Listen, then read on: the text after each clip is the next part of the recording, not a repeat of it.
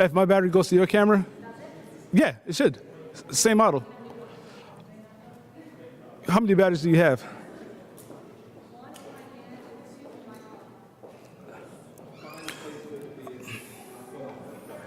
All right.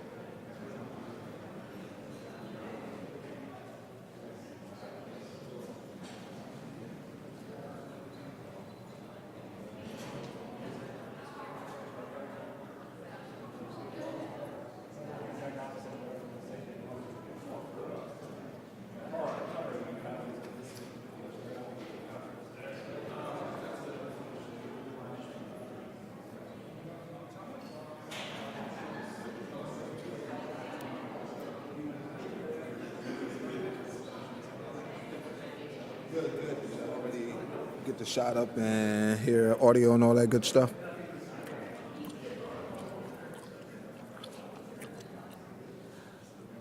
All right, cool. Let me give them a call real quick.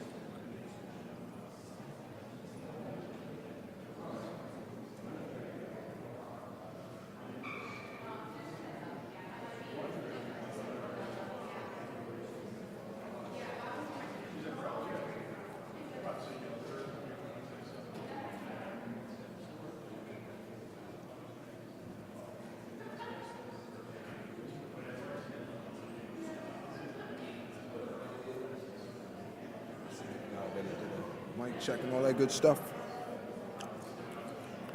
All right.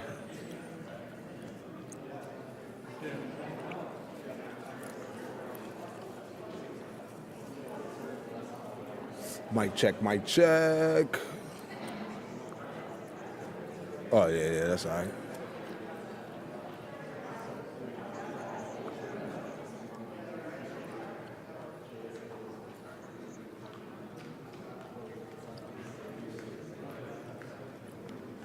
All right, this is for somebody else, Dejan. Mic check, mic check. You good? All right. Okay, cool. All right, my man.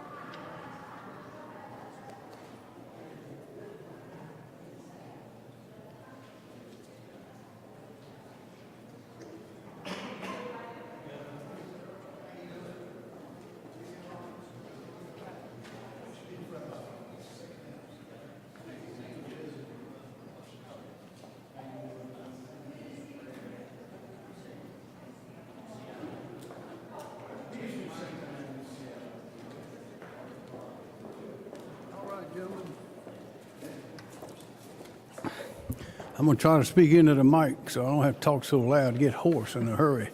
Everybody here okay? Everybody ready? Shauna?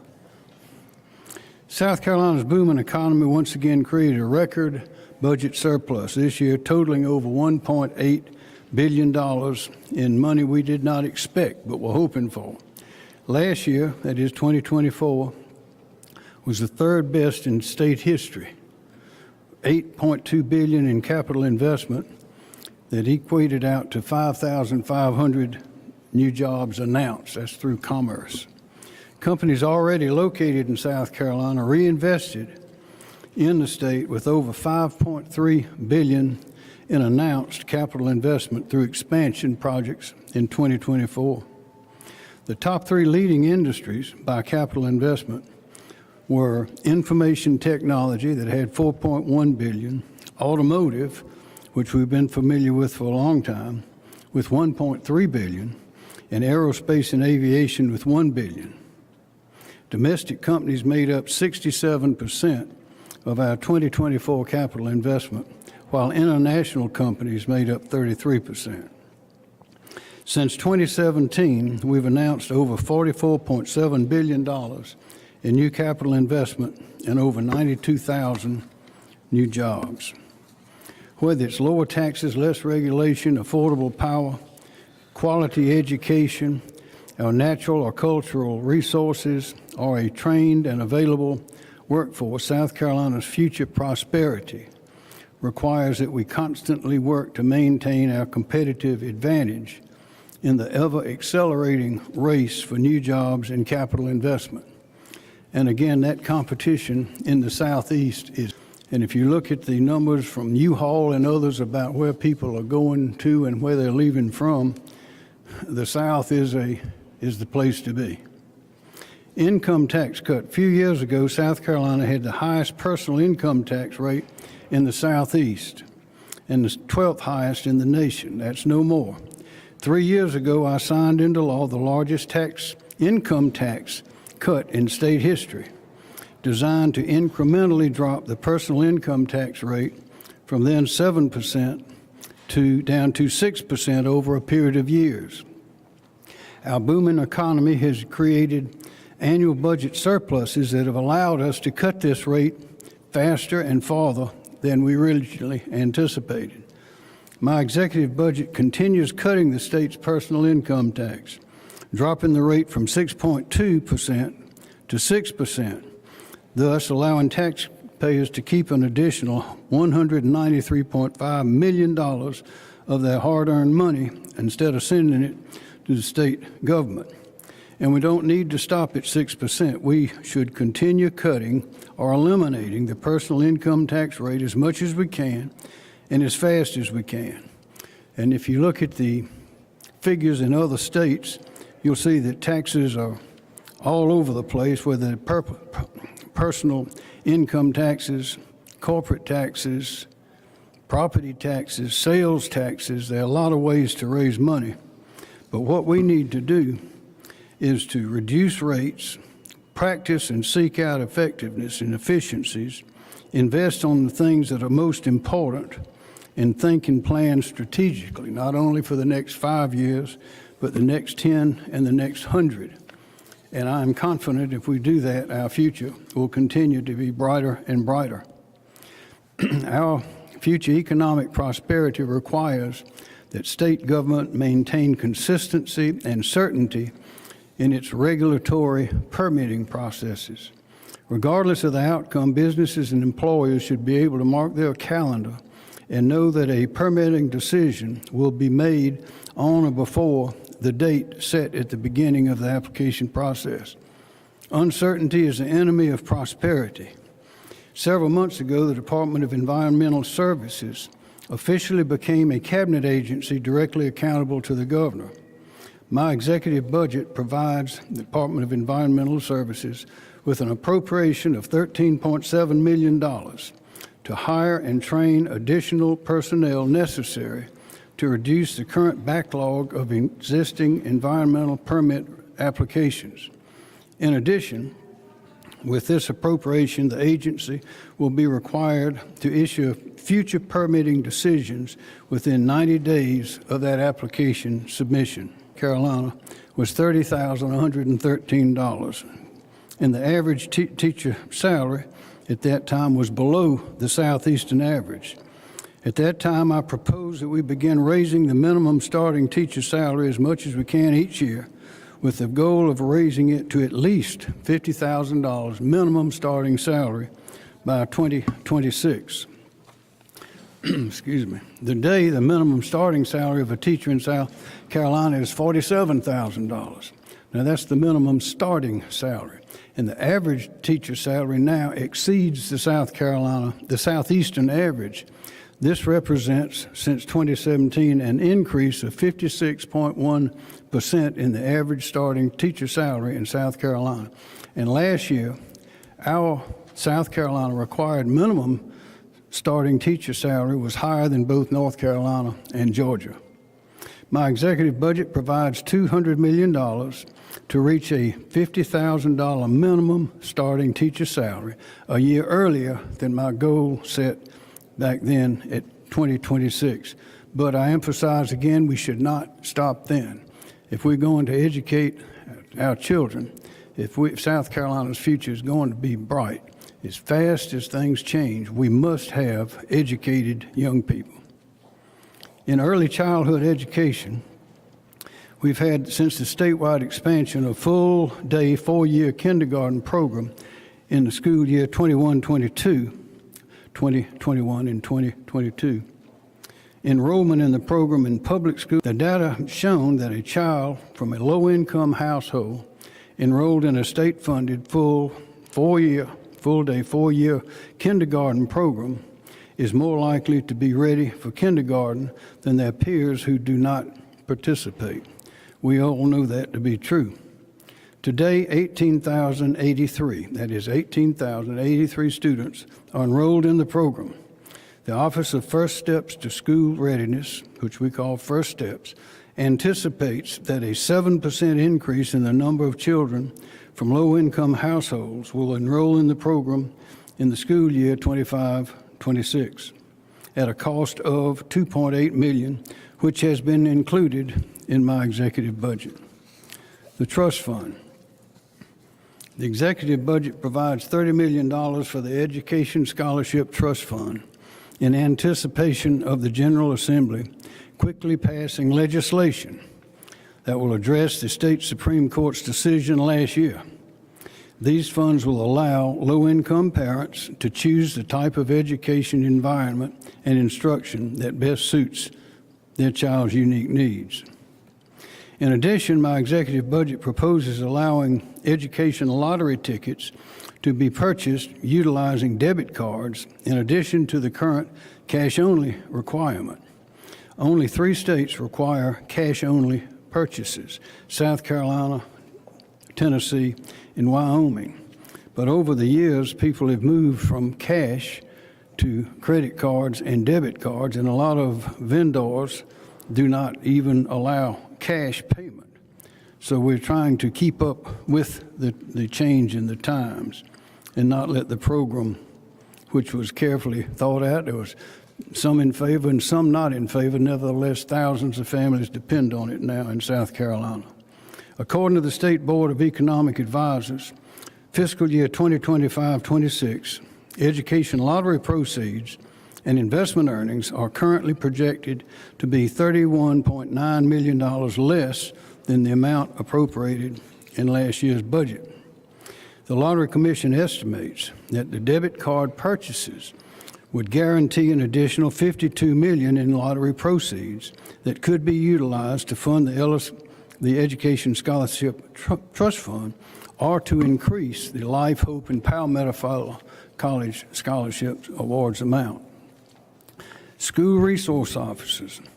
Placing an armed, certified school resource officer in every school in every county all day, every day has been one of my top priorities as governor. This was and is needed for the safety of the children, the administrators, the teachers, and the comfort of the parents. At my request, the General Assembly began funding a grant program administered by the Department of Public Safety to provide school districts with funds to hire more resource officers for our state's 1,284 public schools. This grant program has been very successful and has more than doubled the number of schools with an officer assigned to a school, going from 406 in 2018 to 1,106 in 2024. So we have just a few more to go. I am recommending an additional $21 million appropriation for the School Resource Officer Grant Program in fiscal year 2025-2026. This funding will finish the job, adding an officer at each of the remaining 177 schools currently without an assigned officer. That will be a great day. Access and affordability to higher education for every South Carolinian is essential to ensuring that our state has the trained and skilled workforce to compete for jobs and investment in the future. This means we must invest to make all higher education, our colleges, universities, and technical colleges, accessible and affordable for the sons and daughters of South Carolina. This year marks the sixth consecutive year that I will propose that we freeze college tuition for in-state students in exchange for an appropriation to a number of institutions of higher education of $29.9 million. For the fourth year in a row, my executive budget proposes providing $80 million in state lottery funds for needs-based grants so that every South Carolinian who qualifies for financial aid, as measured by the federal Pell Grants program, has sufficient state financial assistance to attend any in-state public college, university, or technical college. Students at private, independent, and historically black colleges and universities will receive an additional $20 million for tuition grants and assistance as well.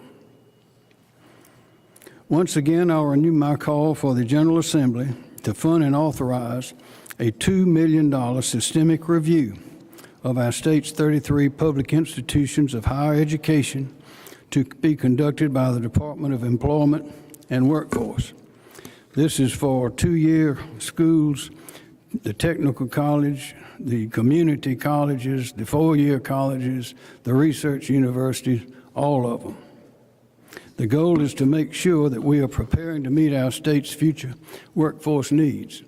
We have people all over the world that want to come and hire our people to do their work.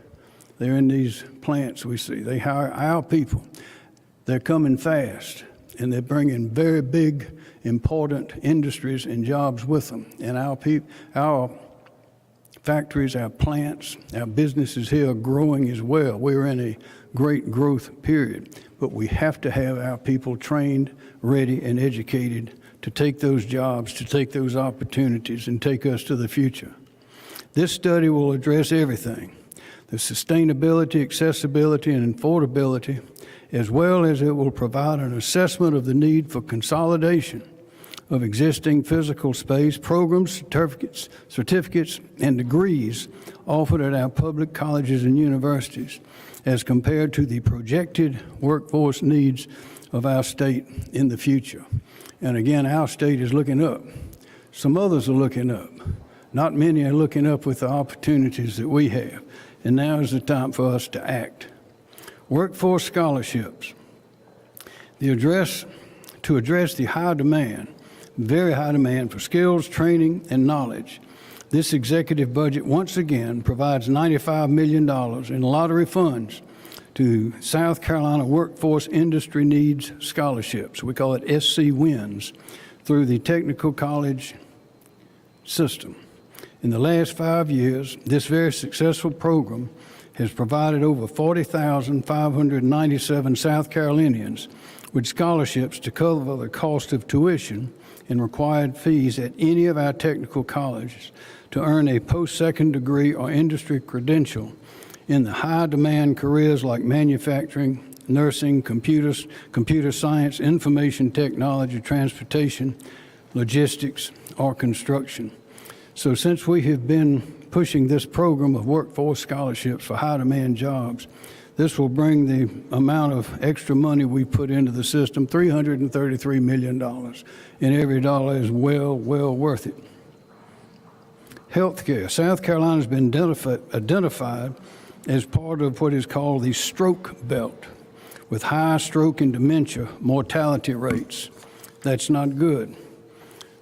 Current neurological care options in the state are limited, which forces our people to seek care outside the state, which delays early diagnosis and treatment and therefore may result in extended hospital stays and significant financial burdens as well as other problems. We have a once-in-a-generation opportunity to create a neurological facility for critical care procedures, rehabilitation services, and leading-edge research in the field of neurology.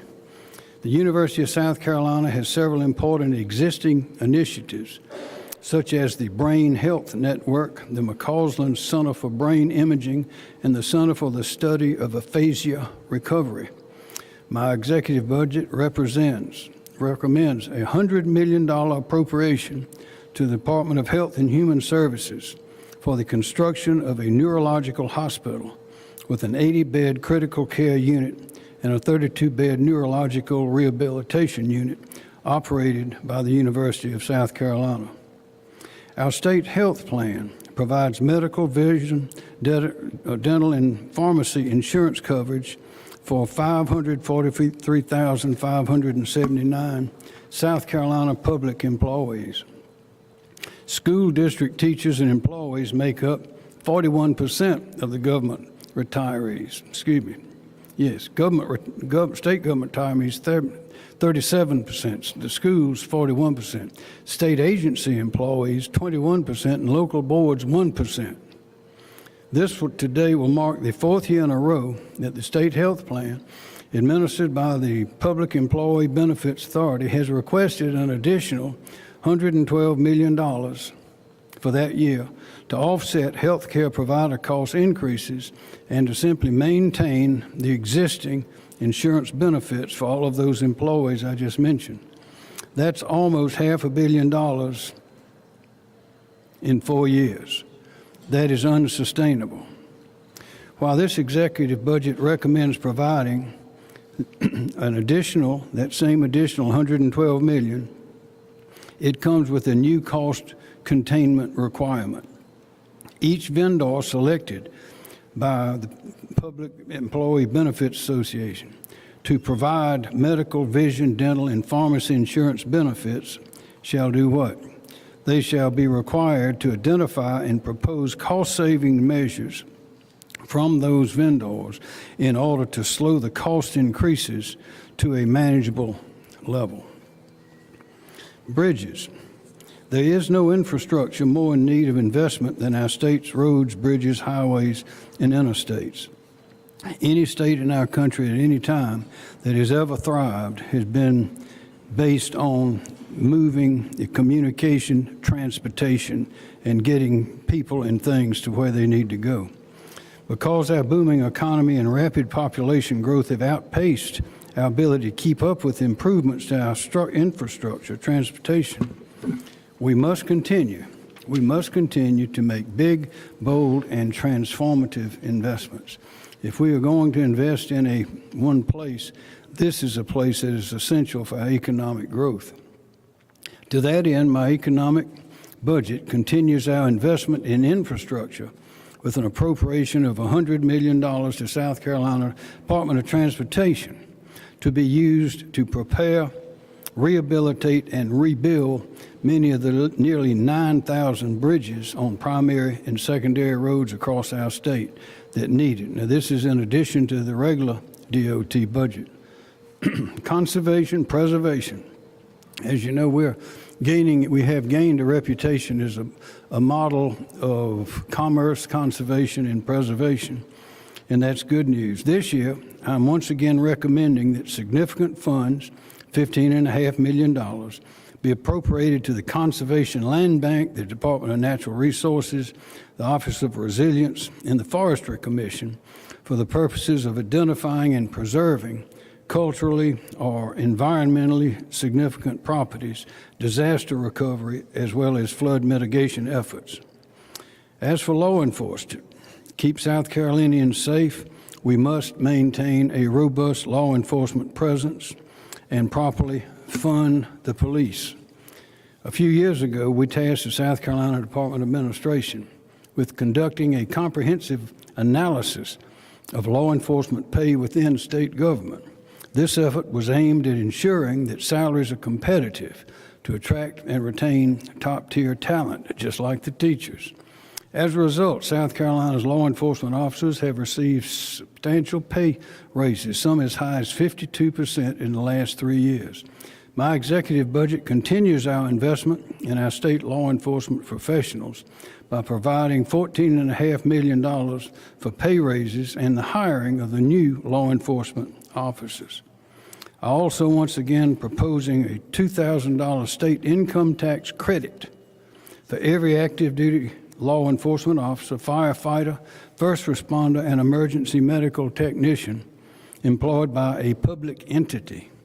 This non-refundable tax credit will provide a total of $43.3 million in economic and income tax relief for those who put their lives on the line every day for us and serve and protect us.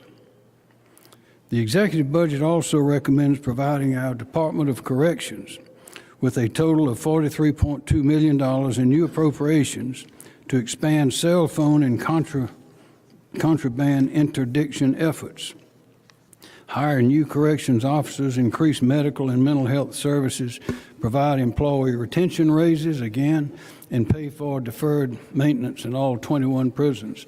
Director Sterling has done a magnificent job in controlling contraband and cell phones, an effort that he led for a number of years, and he finally broke through, for which we are grateful. Animal fighting, especially dog fighting, is one of the cruelest criminal activities in our society, and most people don't know what's going on. Law officers estimate that most of the people participating in this barbaric activity have long criminal records.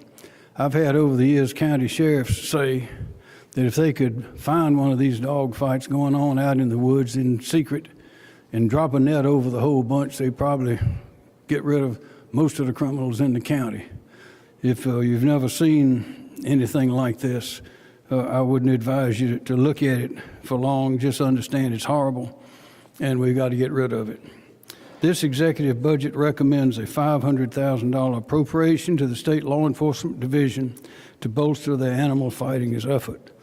Excuse me, I started working on this when I was Attorney General, and we're making progress, but apparently it is an activity that a lot of people seem to enjoy, as horrible as it is, but we're not going to have it.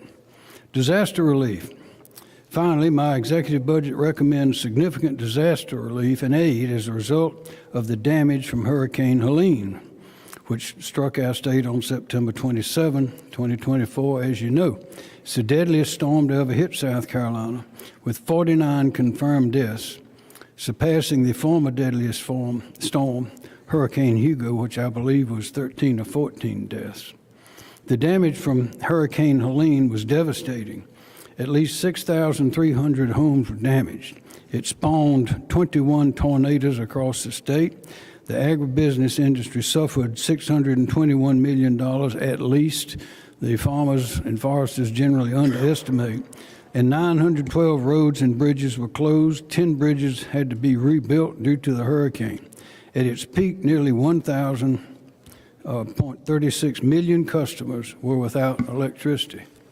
South Carolina moved quickly to provide those impacted by Helene with access to disaster relief and assistance from the Federal Emergency Management Agency, local governments, electric utilities, water and sewer systems, and charitable aid organizations. In addition, the state was successful in its request for 100% federal reimbursement from FEMA for 120 days, after which South Carolina will resume responsibility for the 25% state share.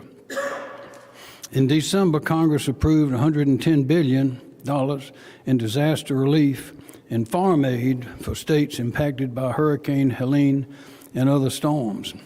I and others approached President Biden and others, the head of FEMA and others, demonstrating and explaining how the farm aid was critical at this time. To date, only $150 million in community disaster recovery block grants from the Department of House and Urban Development have been designated for South Carolina for that relief package. However, it is very likely that the state funds will be necessary to offset disaster recovery costs incurred that will not be eligible for one reason or another for FEMA reimbursement. So, my executive budget recommends $50 million to be appropriated to the Department of Transportation for unreimbursed costs related to Hurricane Helene, which include costs related to debris removal and repairs to roads and bridges.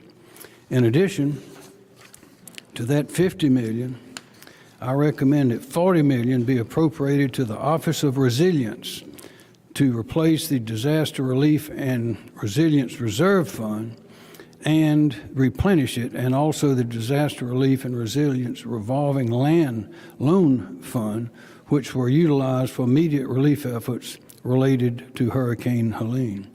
I'm also recommending that $150 million, so that's 50, 40, and 150, be appropriated to create the South Carolina Public Assistance Program. That will be new.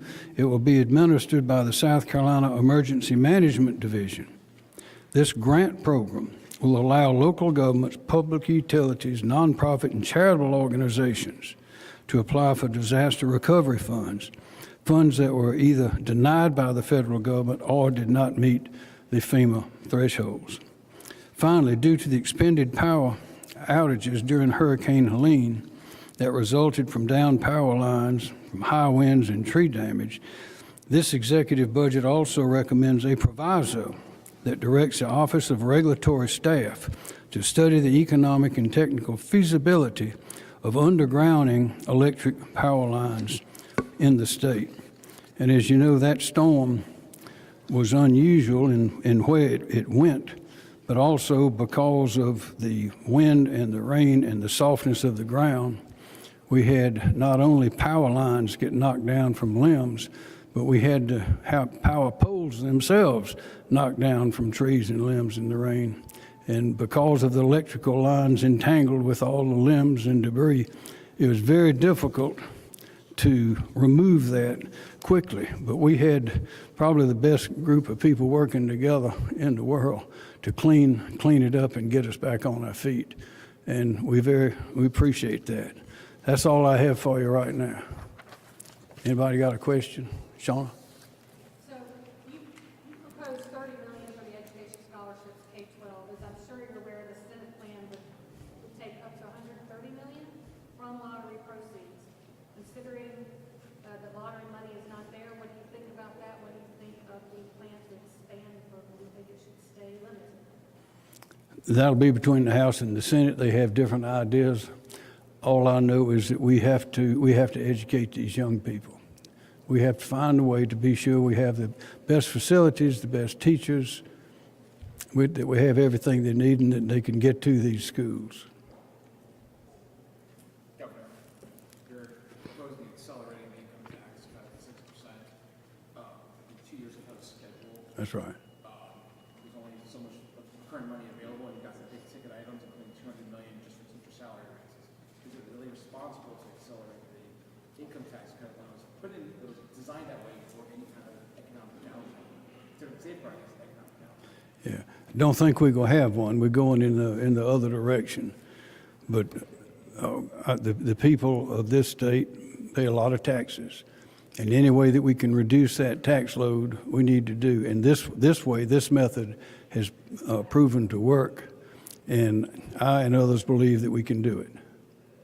It's part of our economic growth and prosperity. Remember, you have businesses, you have people, you have companies, and they're all looking for the best place to go, and the tax structure is a part of that.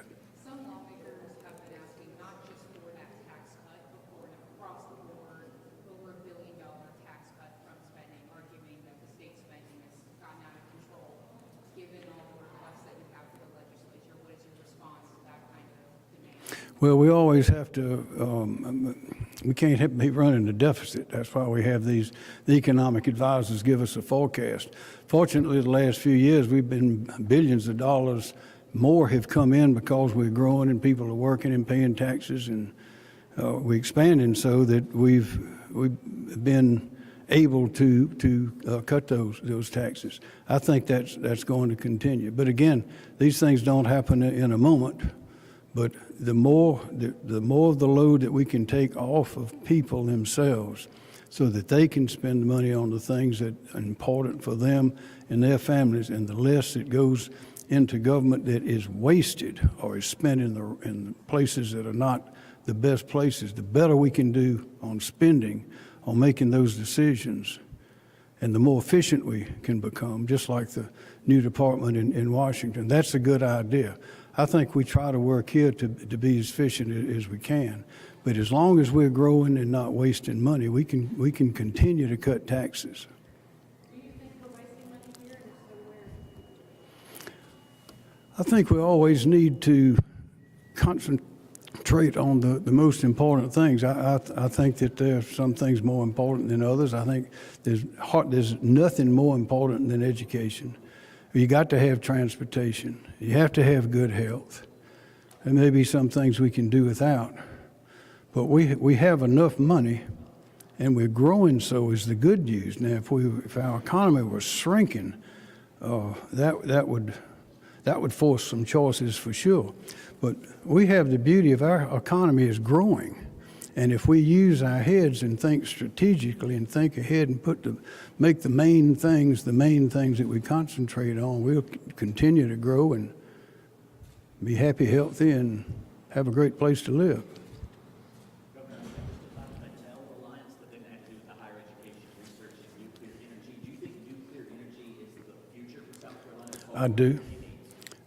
And I think yes, I think it's a big part of it, and there's a lot of interest now.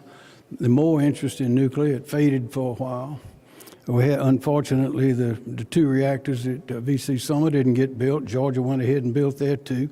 I think it cost them 3 times as much as they thought right along the Savannah. Now they're building 2 more.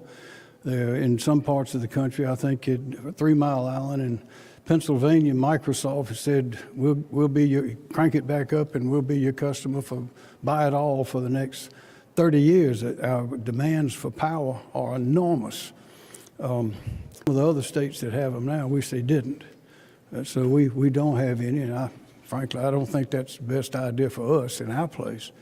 But all of the above need to always be explored, but nuclear, it gives you the biggest, the most power out of the smallest amount of space. And it works day and night, and it never stops. And so I think that's part of it. Now of course, the Battelle Alliance was one that we secured several years ago. They were Battelle is a company that runs I think most of the 17 national labs in the country. And one of them is at the Savannah River site, Savannah River National Lab. And it was time to have a new academic team to participate in all that research that they do there. And so we made a bid to be that academic team. And our team consisted of USC, Clemson, South Carolina State, Georgia, and Georgia Tech. And we've been given $20 million for several years to provide and pay for that academic team. And that is a great thing, particularly. We did that, and then here came, we started Power SC. We knew we needed more power. You remember the conferences and seminars, all of that. And then there was the federal government, the Commerce Department had a program where they were going to spend billions of our taxpayer dollars on various projects for technology and innovation hubs in the United States. There could be 12 of them, that's all. So we made one application, Power, how to make it, how to be efficient, how to transmit it, the grids, all of those kind of things. That is the one application that we made. Other states made 2 or 3. Well, we were one of the 12, which means it's $45 million a year to use to discover those things about power. And most of what we're doing, I think at our 3 locations it'll be set up, is testing it without having to build it and scale it and then test it. We test it to make sure it works, make the corrections, so when we do scale it up, it'll work. Now that is a very big thing to happen to our state.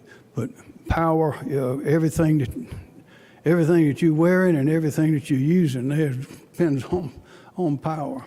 And we've seen blackouts in other states. We've come close a couple of times in ours, but we have to be sure that if we are going to continue on, particularly with these data centers that just drink up the power and water, we have to have plenty of power for all our businesses, homes, farms. So that is right at the top of the list. And fortunately, our people, our leaders, our public and private, understood several years ago that we had to go in that direction. So we're doing very well there. Governor, on your executive budget, there is no money that you're requesting for the Department of Juvenile Justice. Do you have confidence in Eden Henry? I have confidence and I have great hope in Eden. She's well qualified for that position, which is one of the most difficult ones in state government. When they raise the age to where you now have 18-year-olds, that's the limit now. You're getting bigger and stronger and older people in the Department of Juvenile Justice. Money has been appropriated in the past, I think somewhere between $70 and $80 million that has not been utilized yet. She's working, her team's working, they want to do the right thing. But I think the General Assembly would probably like to see some progress on those plans before putting more money into those plans, but more money is going to have to come because it is getting to be a desperate situation. It's a small part of the government, but it has an enormous impact, and some of the situations there are just tragic. So we got to fix it. If the legislature does put money in the budget to fund more of their capital needs, which they've talked about needing more detention centers for juveniles across the state, will you be okay with that, or are you asking the legislature not to give them? No, I'm not. I want them to do what they usually do, and that is they'll have hearings, they'll ask some questions, they'll get an accurate gauge on the progress, on the plans in the future, and how quickly things are going to happen, and they'll get their own understanding of what needs to be done. But I'm confident something's going to be done. Now, to put a size on it, I don't know, but it's very critical, of course, like a lot of other things we do. There's a specific line here about permitting reform, getting permits due in 90 days. I know there are some that they might take 20 days. There are other ones that can take months, even years. And I was just wondering how this proposal might be feasible. Do you think that might cause us to rush through some more complicated permits? How's that going to work? Well, some of them are complicated, but I think there's always a way to speed that process up as long as it's thorough, as long as it is reasonable, and as long as it is done promptly. Then I think we can cut way down on those times. I think 90 days ought to be just about enough for anything, state and federal, if people don't get behind the backlog, don't let it build up. Going back to the lottery for a moment, you mentioned some people were in the past opposed to that, no offense yourself. Right. Very anti-gambling. Tell me about your thought process to making it easier for people to buy a lottery ticket, and are you still opposed to sports gambling? Yes and yes. But what we have here is a situation where there's a lot of debate, pros and cons, when the lottery was instituted. And the families that have depended on that money, and a lot of young people gotten educated that would not have gotten educated without it, or that would have been carrying more debt, or perhaps it wouldn't have been able to make it at all. So what I see we're doing, we don't want to abandon that that activity just by neglect, because the number of people playing have been going down, down, down, and down. And one reason for that, according to the economic advisors or others, is that a lot of people don't carry cash anymore, and a lot of businesses don't take cash. And so this is one of them that you had to play with cash. We were one of 3 states that require cash. Well, I understand the logic of not having a credit card, because you can run up a big debt on a credit card of money you don't have. But a debit card only accesses the money you have in your account. So having it in your account or having it in your pocket is roughly the same thing. But if we don't allow this, then the chances of that program doing what it was designed to do to begin with are dim. Are you worried about things that are more common gambling to make it just a little bit easier? Most of the things that we shouldn't be doing seem to be getting easier all the time when you live long enough. But that may be an argument for or against. You're talking about if we use this. Yeah, but you're still limited to the money that you ordinarily would have in your pocket. But gambling in general is not I think not a family-friendly type of activity. Some more questions? You allowed? Governor, you're just down in Mar-a-Lago with the president. Can you tell us about that trip and what you guys discussed? Would I do what? President Donald Trump, you're just down in Mar-a-Lago. Yeah, I remember. I was there. Yeah, yeah. It was a great trip. I had a lot. He's an interesting man. I would say, a fascinating man. Is there anything specifically for South Carolina from him? Not at that moment. All right, pretty good. Thank you. Thank you.